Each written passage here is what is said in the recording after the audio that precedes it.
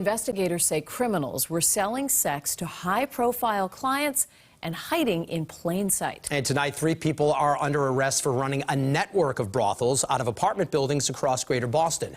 WBZ's Tammy Mutasa joins us live from Cambridge tonight. And Tammy, neighbors understandably shocked to hear that this was happening right there in the neighborhood. David and Lisa, shock is an understatement.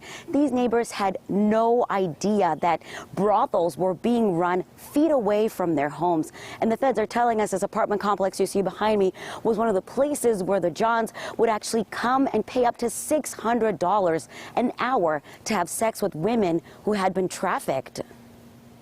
It's shocking, and I can't fathom it right now that it's actually happening in this day and age. On the outside, they're upscale apartments in elite Cambridge and Watertown neighborhoods. But on the inside, federal investigators say they served as something scandalous. Brothels, part of a massive sex trafficking ring in Massachusetts and Virginia. And business was booming until today. Neighbors in the buildings are stunned to learn about what was hidden in plain sight. As a woman, but there are also children and families living in this area. It's, I would say, relatively suburban. So a crime of that extent, of that scale, is happening.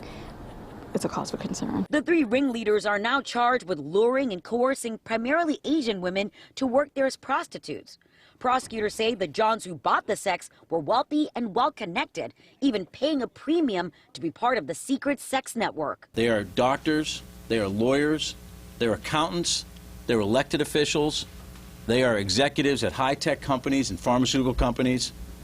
They're military officers. Prosecutors say the scheme was run on since taken down websites. Customers would go to the sites advertising nude Asian models for photography.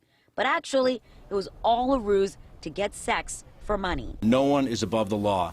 Doesn't matter where you live, doesn't matter what your job is, how much money you have.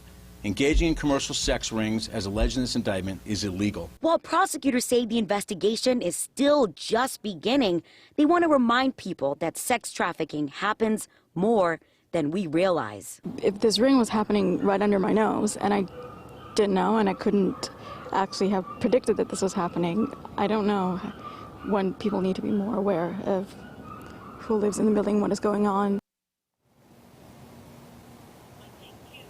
Now, the 2 people who are charged in Massachusetts are still being locked up because they are considered a flight risk. Federal prosecutors telling us there could be hundreds of Johns locally, but they did not say if those people will be charged or even named in this sex trafficking ring.